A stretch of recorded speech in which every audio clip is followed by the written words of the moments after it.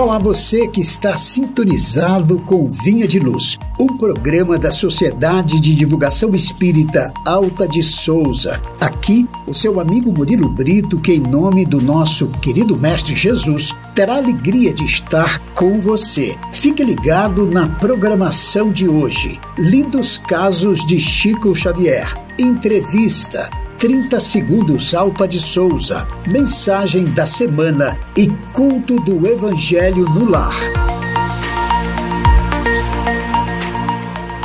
Hoje, além das reflexões e lindos casos, conversaremos com Anderson Máximo, da Casa da Fraternidade Irmã Sheila de Trindade, Goiás, sobre o tema Causas Atuais dos Sofrimentos. Mas antes, gostaria de convidar você para juntos fazermos a nossa prece.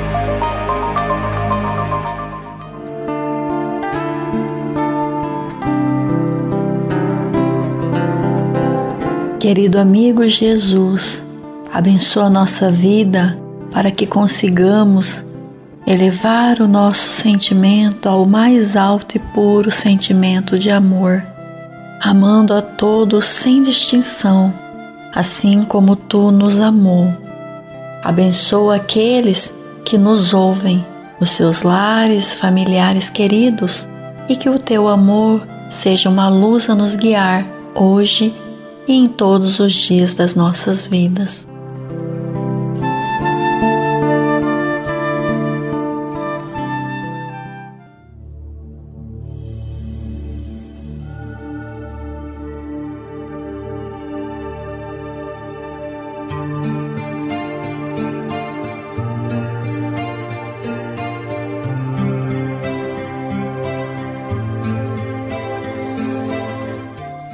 Convidamos você, ouvinte, a conhecer alguns trechos da vida de alguém muito especial, um homem conhecido e querido no Brasil e no mundo. Conheça agora o interessante caso da vida de Chico Xavier, um homem chamado amor. Quando Dona Maria João de Deus desencarnou, em 29 de setembro de 1915, Chico Xavier, um de seus 9 filhos, foi entregue aos cuidados de Dona Rita de Cássia, velha amiga e madrinha da criança. Dona Rita, porém, era obsediada e por qualquer bagatela se destemperava irritadiça. Assim é que Chico passou a suportar, por dia, várias surras de vara de marmeleiro, recebendo ainda a penetração de pontas de garfos no ventre, porque a neurastênica e perversa senhora inventara esse estranho processo de tortura. O garoto chorava muito, permanecendo horas e horas com os garfos dependurados na carne sanguinolenta, e corria para o quintal, a fim de desabafar, e porque a madrinha repetia, nervosa: "Esse menino tem o diabo no corpo." Um dia, a criança lembrou-se de que a mãezinha orava sempre, todos os dias, ensinando-o a elevar o pensamento a Jesus, e sentiu falta da prece que não encontrava em seu novo lar. Ajoelhou-se sob velhas bananeiras e pronunciou as palavras do Pai Nosso que aprendera dos lábios maternais. Quando terminou, oh, maravilha! Sua progenitora, Dona Maria João de Deus, estava perfeitamente viva ao seu lado. Chico, que ainda não lidara com as negações e dúvidas dos homens, nem por um instante pensou que a mãezinha tivesse partido para as sombras da morte. Abraçou-a feliz e gritou: "Mamãe, não me deixe aqui, carregue-me com a senhora." "Não posso." "Estou apanhando muito, mamãe." "Tenha paciência, meu filho. Você precisa crescer mais forte para o trabalho. E quem não sofre, não aprende a lutar." "Mas meu madrinha disse que estou com o diabo no corpo." "E o que tem isso? Não se incomode. Tudo passa. E se você não reclamar mais e tiver paciência, Jesus ajudará para que estejamos sempre juntos." Em seguida desapareceu. O pequeno, aflito, chamou-a em vão. Desde esse dia, no entanto, passou a receber o contato de varas e garfos sem revolta e sem lágrimas. Chico é tão cínico que não chora nem mesmo a pescoção. Porque a criança explicava ter a alegria de ver sua mãe, sempre que recebia as surras sem chorar, o pessoal doméstico passou a dizer que ele era um menino aluado. E diariamente, à tarde, Com os vergões na pele e com o sangue a correr em pequeninos filetes do ventre, o pequeno seguia, de olhos enxutos e brilhantes, para o quintal, a fim de reencontrar a mãezinha querida sob as velhas árvores, vendo-a e ouvindo-a depois da oração. Assim, começou a labuta espiritual do médium extraordinário que conhecemos.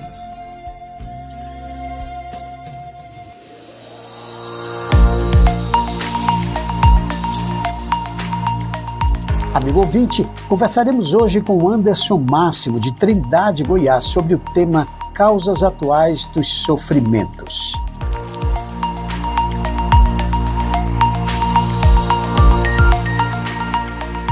Olá, que Jesus nos abençoe.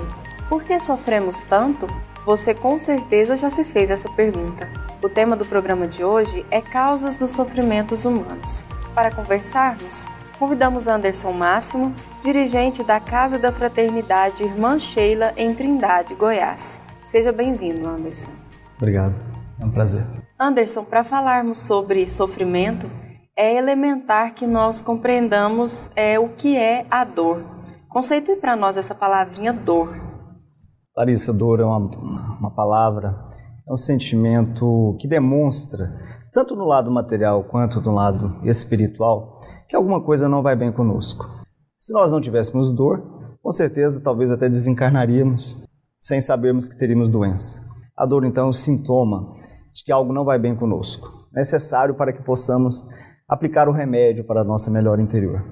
Porque uns sofrem, Anderson, desde tenra idade, enquanto outros vivem uma vida aparentemente tranquila, sem maiores dissabores? Nós poderíamos pensar que Deus é injusto ou tem preferência por esse ou aquele filho de sua criação? Deus, ser onipotente, todo bondade, superior, jamais teria preferências. Nos trata de maneira igual. Contudo, através dos nossos próprios atos que cometemos por nossas mãos, pelo exercício do nosso livre-arbítrio, nós conduzimos a nossa vida. Toda ação traz necessariamente uma consequência.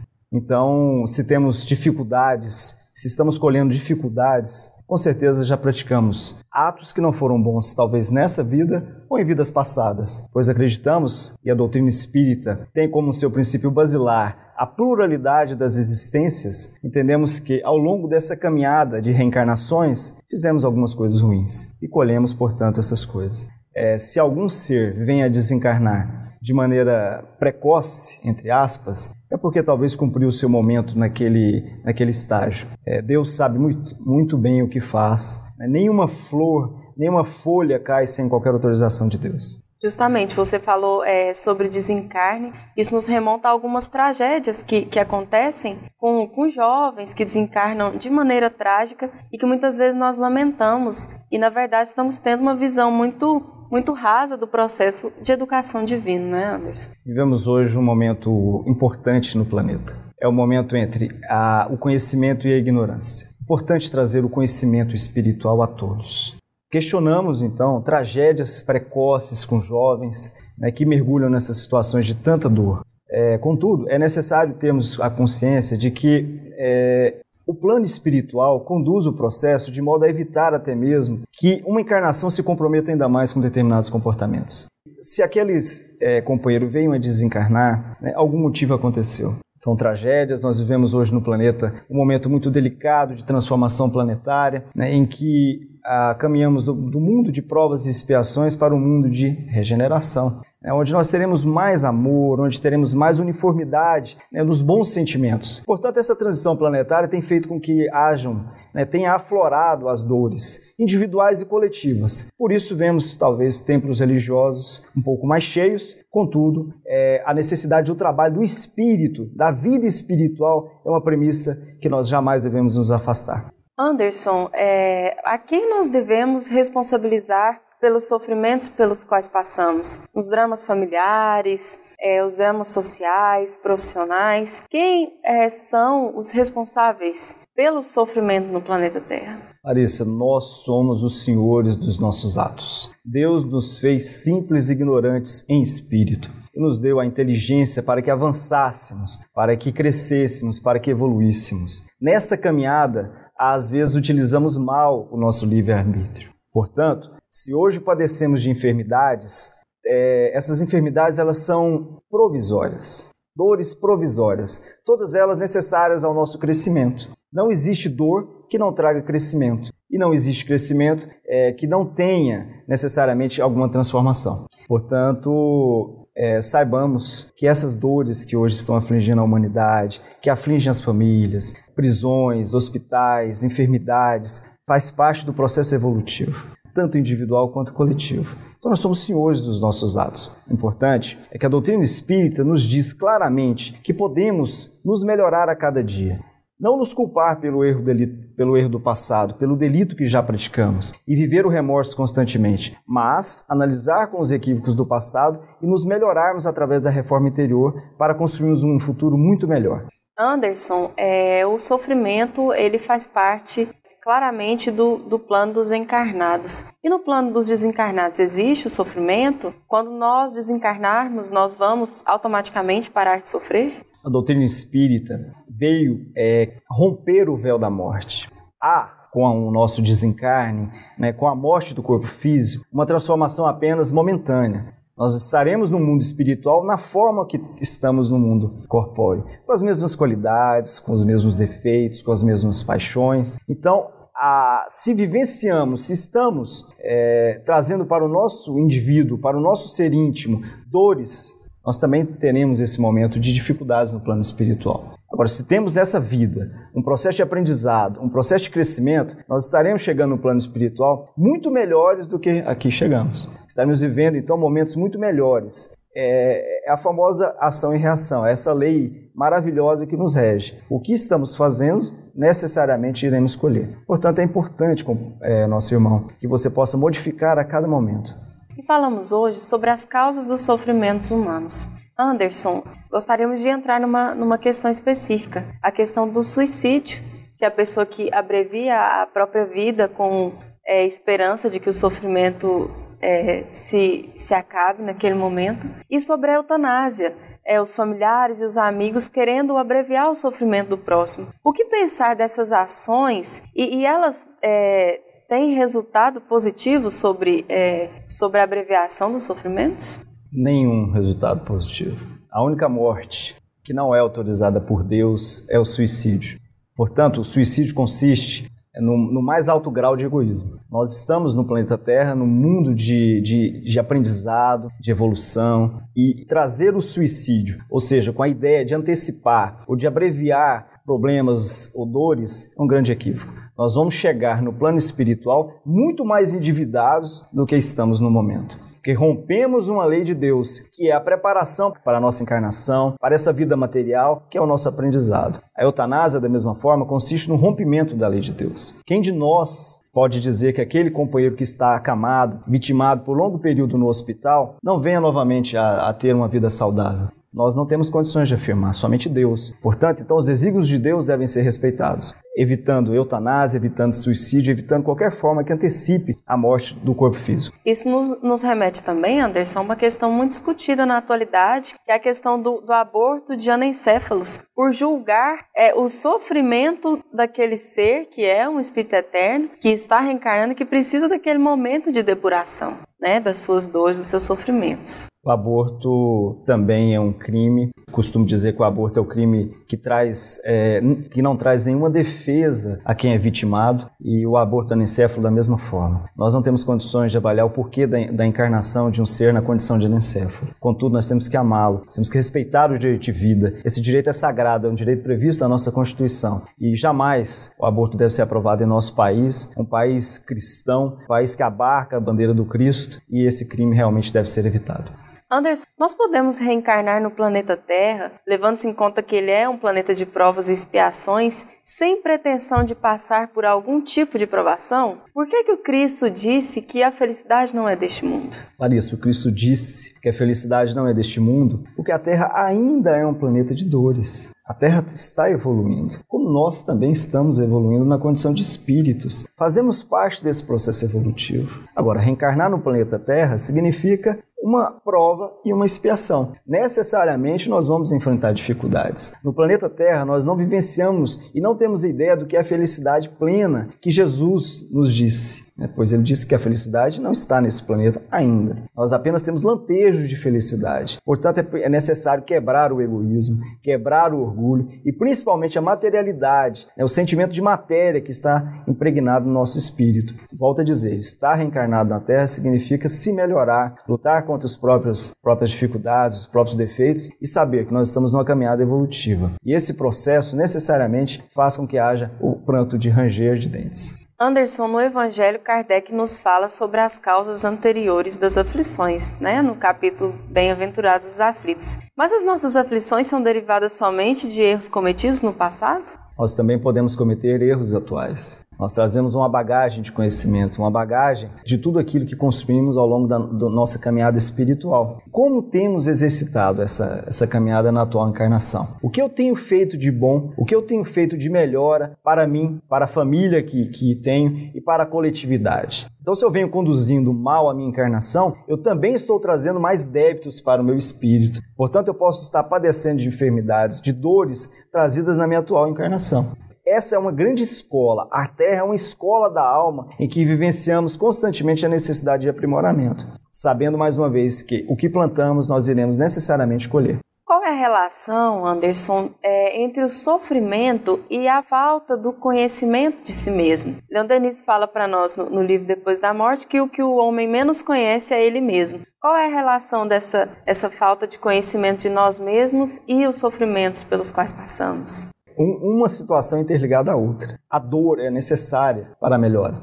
André Luiz diz que a dor ela tem 3 estágios. Ela é uma dor que traz a evolução, ela é uma dor necessária para testar a nossa persistência, a nossa fé, a nossa melhora. É a dor expiação, aquela que nós trazemos ao longo das dificuldades que plantamos ao longo das nossas encarnações. Então nós vemos através da dor expiação e a dor que vem evitar que nós caímos em outras dificuldades. Então são dores que vêm burilando o nosso espírito. E o sofrimento é a forma como eu venho enfrentando essas dores. Como eu enfrento essa dor? Me entregando ao desespero, me entregando à depressão, ao questionamento da vontade de Deus ou aceitando essas dores com resignação? A partir do momento que eu entendo que eu estou no processo de melhora, que a Terra é uma escola, eu me resigno e aceito os desígnios de Deus. Esse sofrimento então se converte em muita alegria. Sempre, Larissa, nós podemos olhar para o lado, olhar para trás, nós vamos perceber que existem pessoas que sofrem muito mais do que nós. Existem pessoas que estão padecendo de muito mais dificuldades do que nós. E nós temos condições, todos, indistintamente, independentemente de sexo, de condição financeira, de idade, de colaborarmos com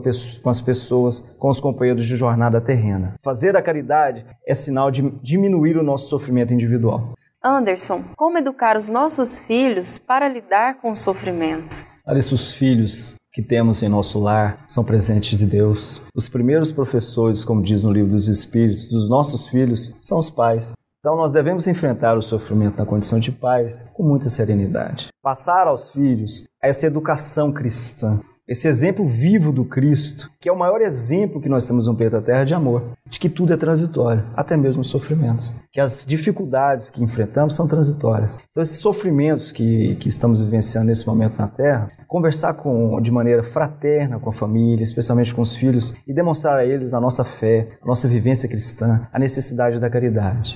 Nesse contexto, é importante nós apresentarmos uma religião para os filhos desde a infância? Fundamental. A palavra religião significa no latim religar, religar a Deus. Nós precisamos nos religar a Deus, independentemente do dogma religioso. Como espírita de berço, nasci num lar cristão espírita, só tenho a agradecer essa oportunidade. Mas, volto a dizer, na condição de pais, somos os primeiros professores dos nossos filhos. Aquele elemento necessário de dar a ele o exemplo e a condição dele ingressar na fileira, numa hoste religiosa e assim encaminhar a sua vida. Necessário, portanto, para que tenhamos um homem e uma mulher do futuro equilibrados, serenos, voltados para a caridade, para o amor ao próximo, que eles estejam sim trabalhando em nome do Cristo. Anderson, o que fazer para não sofrermos mais? O sofrimento faz parte do processo evolutivo do planeta Terra. Para não sofrermos, é necessário nos conhecermos, Sabemos a nossa potencialidade. E o melhor exemplo que nós temos para seguir é o exemplo de Jesus, inaugurando essa era do amor que vivenciamos. Ingressarmos nas hostes espiritistas, vivenciarmos o trabalho do cristianismo redivivo, que é a realização da caridade plena, do auxílio ao próximo. Percebemos que somos elementos necessários para o processo de transformação planetária. Somos simples, somos pequenos, mas é fundamental a nossa melhora e o nosso ingresso nesse trabalho do bem fará com que, na condição de sofrimento máximo que enfrentamos, nós vamos perceber que nós estamos bem e podemos ser úteis às pessoas e à sociedade. Esse é o elemento para que nós possamos diminuir aqueles sofrimentos que consideramos grandes, sofrimentos que consideramos tão difíceis de serem superados. Muita fé, muita perseverança e muito trabalho em nome do Cristo. Nós devemos colocar fim nas provações sofridas pelo nosso próximo. Isso até nos remete às questões sobre eutanásia especificamente. Muitos alegam que não fazem o bem, não fazem a caridade porque aquela prova é necessária para o fulano ou para o ciclano passar, então ele não auxilia. Nós devemos ser agentes que atenuam a dor do nosso próximo, Anderson? Com certeza. Todo trabalho que quebra o nosso orgulho, o nosso egoísmo, é positivo. Nós fazemos parte de uma grande família universal. Essa família universal que juntos nós vamos caminhar para a nossa evolução. A dor do meu próximo, indiretamente ou diretamente, é a minha dor também. Eu posso colaborar com o meu próximo, eu posso buscar auxiliar o meu próximo e diminuir esse sofrimento. Não interrompendo a dor, não causando a ele a eutanásia, não possibilitando e influenciando ao agravamento dessas dores, mas sendo a ele um ombro amigo, dando a ele a opção, a condição necessária de trabalho ao próximo. Nós temos aí várias situações de auxílio aos irmãos menos infortunados, que é a caridade, que são as caravanas, que é a vivência cristã, que é a visita fraterna. Um abraço é tão necessário hoje no mundo de tanta correria que nós estamos vivenciando. Então nós temos vários meios de poder colaborar com as pessoas. Vamos apresentar ao trabalho, meus irmãos. É necessário que nos apresentemos ao trabalho. E é necessário também que confiemos em Jesus, tragamos a vivência da fé plena e assim optemos pela melhora e pela ajuda ao próximo. E a Casa Espírita, ela nos oferece oportunidades para aprendermos a lidar com a dor do próximo, para ficarmos frente a frente com uma dor que provavelmente é maior do que a nossa? A Casa Espírita é a grande escola que nós temos, tanto no plano material quanto no plano espiritual. É um pronto-socorro da nossa alma. Nós estamos na Casa Espírita, vivenciando o trabalho espírita para nos melhorarmos. É interessante essa colocação. Ao nos melhorarmos, nós vamos verificar que os sofrimentos que a humanidade vem enfrentando são transitórios e também fazemos parte desse processo. Estejamos no trabalho da Casa Espírita, vivenciamos o trabalho da Casa Espírita. Este trabalho é fundamental para a nossa melhora. Nos coloquemos como trabalhadores da Casa Espírita, nos apresentemos para o trabalho.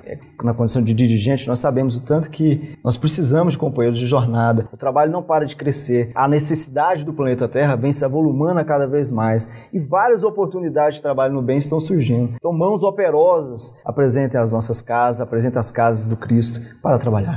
Anderson, que mensagem você poderia deixar para aquelas pessoas que nos assistem e que estão nas aflições, na perda dos entes queridos, nas dificuldades financeiras, nas dificuldades de processos obsessivos, né? Deixa uma mensagem especial. Meu irmão, minha irmã, nós estamos nessa encarnação, neste momento de grande aprendizado. Fazemos parte de um processo evolutivo. Já temos a pluralidade das existências. Tenha fé. Esse momento é passageiro. Tenha resignação. Jesus, Deus Pai Todo-Poderoso, te cobre com os elementos necessários para a superação das dificuldades. Busque Jesus, trabalhe por Jesus, vive Jesus, esteja na Casa Espírita e com certeza esses momentos de dificuldade serão superados. Nós agradecemos a presença do Anderson conosco. Se você quiser saber mais informações sobre as atividades realizadas na Casa Espírita, acesse o site ocentroespírita.com. Que Deus, que Jesus estejam em nossos corações. Muita paz.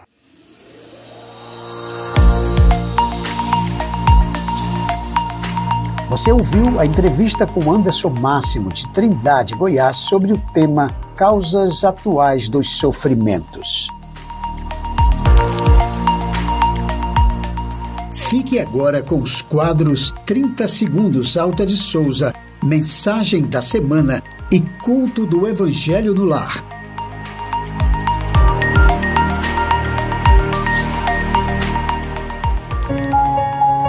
Você sabe qual é o índice de mortalidade materna no Brasil? Segundo dados do Ministério da Saúde, em 2013 houveram 522 óbitos maternos ocorridos durante gravidez e parto, sendo que a principal causa era pressão alta. Desses 522 óbitos maternos, menos de 66 foram consequência do aborto. Nós, mulheres, temos o direito a um atendimento médico de qualidade para uma gestação segura e saudável. Vida sim, aborto não. A divulgação de dados distorcidos e imprecisos sobre o número de abortos realizados no Brasil, com projeções exorbitantes, desvia o foco das reais causas de mortalidade materna. Procuram dar uma falsa legitimidade para a criação de políticas públicas que legalizem o aborto no Brasil, a pretexto de melhorar os dados da saúde da mulher. Vida sim, aborto não. Em um dos maiores estudos já realizados sobre felicidade pela Universidade de Harvard por mais de 75 anos, mostrou que o consumo de álcool era a principal causa de divórcio e que o uso e abuso do álcool estariam associados à depressão. Não vale a pena arriscar a sua felicidade pelo uso do álcool. Álcool, nem uma gota. Tem o homem o direito de dispor da sua vida? Não, só a Deus assiste esse direito. O suicídio voluntário importa numa transgressão desta lei. Se você pensa em suicídio, se você se sente triste, sozinho, desamparado, desesperado, peça ajuda. Procure tratamento médico e psicológico. Procure tratamento espiritual em um centro espírita. Ore, peça ajuda a Deus e ao seu anjo da guarda. Suicídio nunca. Conheça o Espiritismo.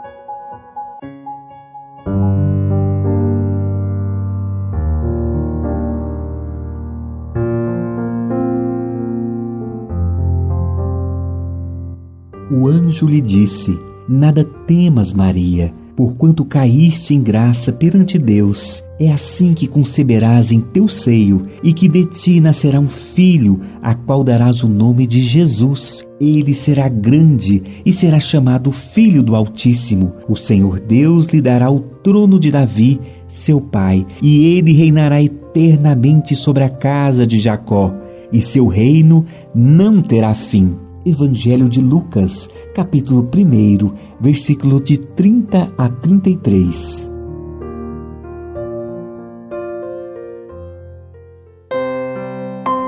Caridade do entendimento. Agora, pois, permanecem estas três coisas: a fé, a esperança e a caridade.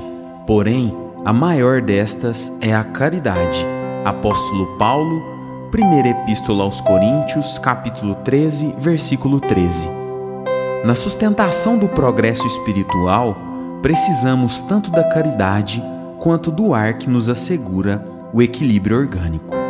Lembra-te de que a interdependência é o regime instituído por Deus para a estabilidade de todo o universo, e não ouvides a compreensão que devemos a todas as criaturas.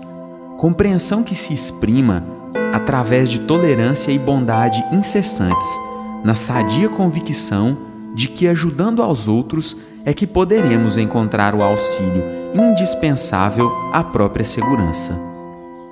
À frente de qualquer problema complexo, naqueles que te rodeiam, recorda que não seria justa a imposição de teus pontos de vista para que se orientem na estrada que lhes é própria. O Criador não dá cópias, e cada coração obedece a sistema particular de impulsos evolutivos.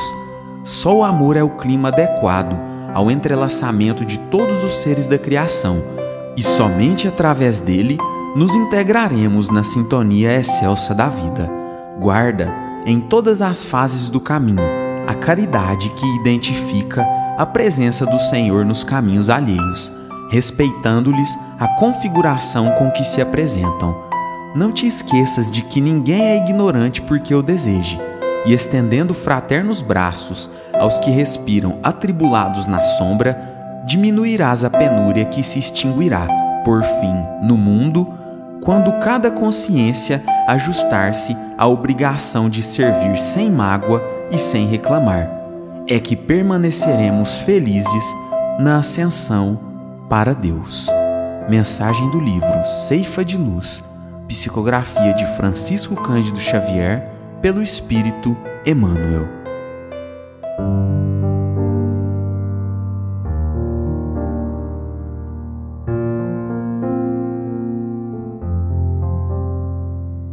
Converterá muitos dos filhos de Israel ao Senhor seu Deus. Irá à sua frente com o espírito e a virtude de Elias para atrair os corações dos pais aos filhos e os incrédulos à sabedoria dos justos, a fim de preparar para o Senhor um povo perfeito. Zacarias disse ao anjo: como me certificarei disso, sendo já velho e estando minha mulher em idade avançada? Respondendo, disse-lhe o anjo: sou Gabriel, que assisto diante de Deus, e fui enviado para te falar e te dar esta boa nova. Desde agora vais ficar mudo e não poderás mais falar até o dia em que estas coisas acontecerem, por não haver escrito nas minhas palavras, que a seu tempo se cumprirão. Evangelho de Lucas, capítulo 1, versículo 16 a 20.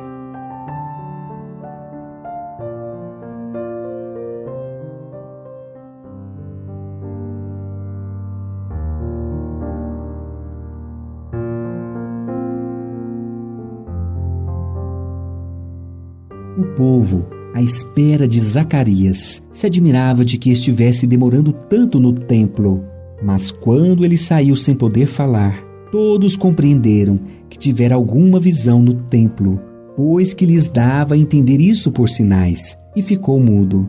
Passados os dias do seu ministério sacerdotal, voltou Zacarias para sua casa. Tempos depois, Isabel, sua mulher, concebeu e se ocultou durante 5 meses, dizendo: esta a graça que o Senhor me fez, quando se dignou de tirar-me do opróbrio diante dos homens. Evangelho de Lucas, capítulo 1, versículos 21 a 25.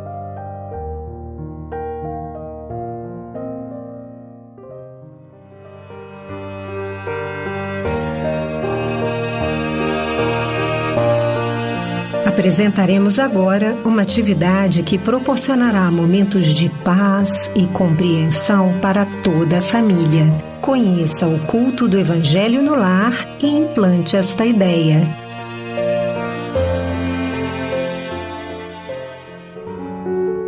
Por quê? Para quê? Como e quando realizar o culto do Evangelho no lar? Respostas a essas e a tantas outras questões daremos neste quadro baseado no Evangelho segundo o Espiritismo e na obra Paz em Casa, Paz no Mundo, Culto do Evangelho no Lar, ambos da editora Alta de Souza. Siga conosco. Respondendo às perguntas: por que e para que realizar o culto do Evangelho no lar, o Espírito Teresa de Brito, no livro Vereda Familiar, nos diz: o lar sofre a carência do Cristo, vivo e ativo, em suas engrenagens em processo de emperramento. A família padece a falta dessa divina presença em sua ação cotidiana.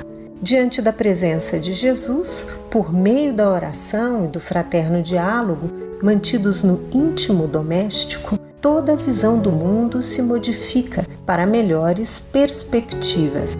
Os entendimentos dão-se respeitosa e maduramente. Como realizar o culto do Evangelho no lar? É muito simples. Primeiro, você e sua família escolhem um dia na semana, no horário em que todos, ou pelo menos a maior parte da família, possa se reunir para o culto. E no dia combinado, harmonize o ambiente, desligando a TV e deixando uma música suave e tranquila que transmita bem-estar. Enquanto isso, prepare uma jarra com água para ser fluidificada. Separe o Evangelho e uma mensagem. Na hora do culto, faça a leitura da mensagem. Em seguida, a prece inicial. E neste momento, colocaremos uma música para harmonizar o ambiente. Enquanto isso, busque uma jarra com água e reúna a família. Iniciaremos agora o nosso culto do Evangelho no lar.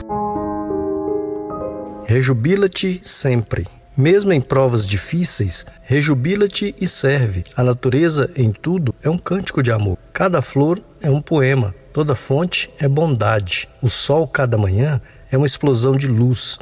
Dor é apenas estrada para as horas felizes. A alegria na vida é presença de Deus. Emmanuel.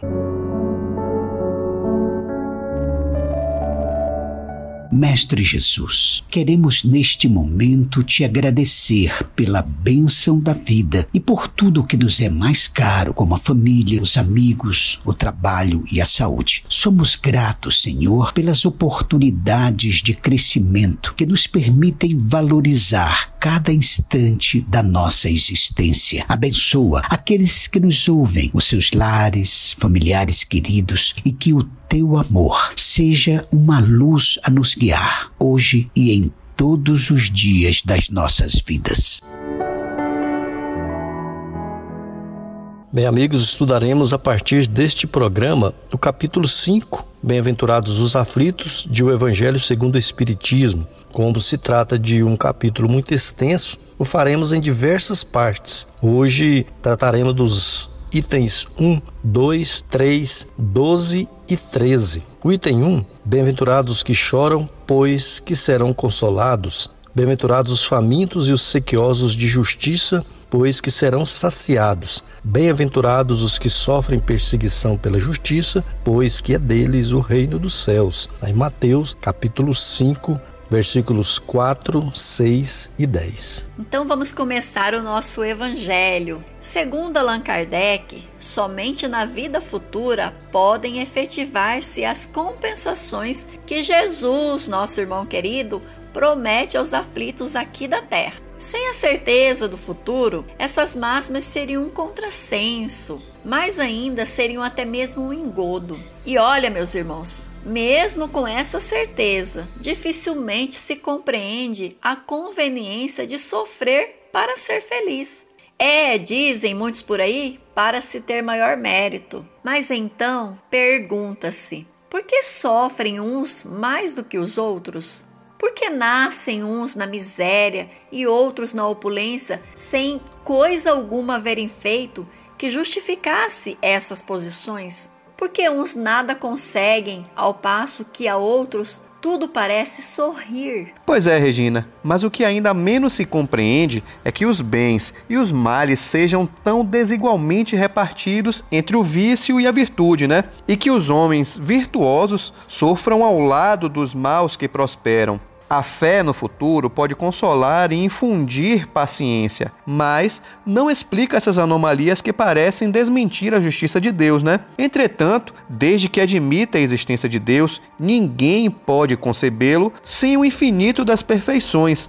Ele necessariamente tem todo o poder, Regina, toda a justiça, toda a bondade, sem o que não seria Deus. Isso é muito bem lembrado. Se Deus é soberanamente bom e justo, não pode agir caprichosamente, né, Guilherme? E muito menos com parcialidade. Logo, as vicissitudes da vida derivam de uma causa, e pois que Deus é justo, justa há também de ser essa causa. Isso é o que cada um deve compreender e também aceitar. Por meio dos ensinamentos de Jesus, nosso irmão, Deus pôs os homens na direção dessa causa, e hoje, julgando-os suficientemente maduros para compreendê-la, lhes revela completamente a mencionada causa por meio do Espiritismo, isto é, pela palavra dos Espíritos. É isso mesmo, Regina. E por essas palavras, bem-aventurados os aflitos, pois que serão consolados, Jesus, nosso amado Mestre, aponta a compensação que hão de ter os que sofrem e a resignação que leva o padecente a bendizer do sofrimento como prelúdio da cura. Então, também podem essas palavras ser traduzidas assim: deves te considerar feliz por sofrer, visto que as dores deste mundo são um pagamento da dívida que as tuas passadas faltas te fizeram contrair. Suportadas pacientemente na terra, essas dores te poupam séculos de sofrimento na vida futura. Deves, pois, te sentir feliz por reduzir Deus a tua dívida, permitindo que a saldes agora, o que te garantirá a tranquilidade no futuro. Você entendeu isso, Regina?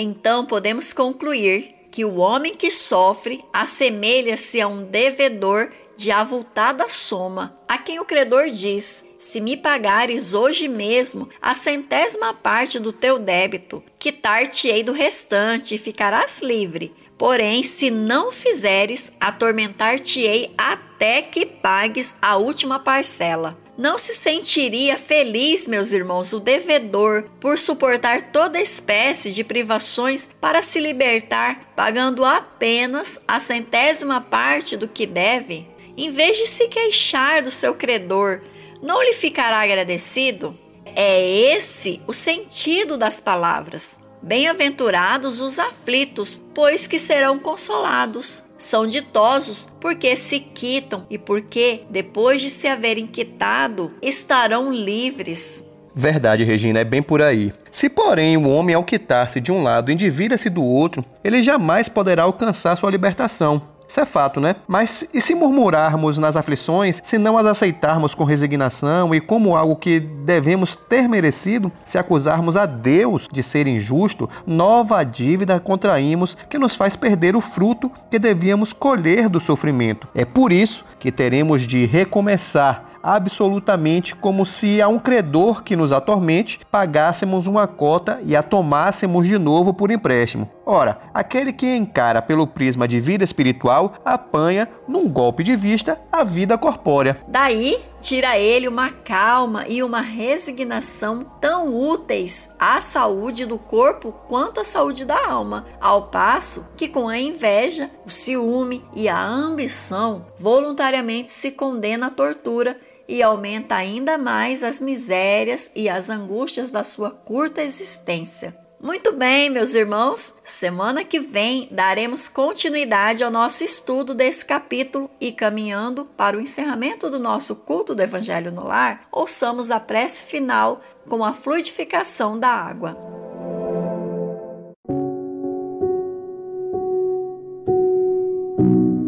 Senhor Jesus, Divino amigo, estende as tuas mãos generosas, Senhor, e transforma estas águas em remédio para os nossos males físicos e espirituais. Estende as vibrações de amor em benefício de meu lar, Jesus, que aqui possa reinar a paz, a saúde, a tranquilidade. Graças a Deus. Que Deus seja louvado. Faça uso da água fluidificada.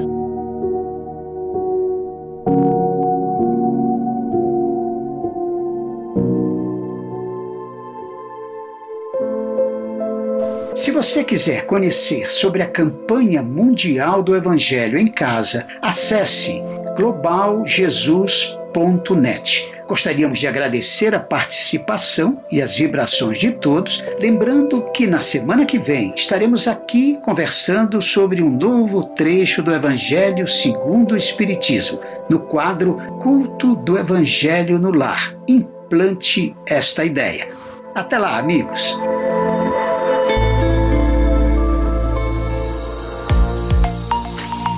Conheça a Sociedade de Divulgação Espírita Alta de Souza, QSD 16, Área Especial 17, Taguatinga Sul, DF. Palestras públicas às terças-feiras às 20 horas. Mais informações pelo WhatsApp 61 998131577. Caro ouvinte, chegamos ao final do Vinha de Luz, um programa da Sociedade de Divulgação Espírita Alta de Souza. Obrigado pela sua companhia amiga e até o próximo programa.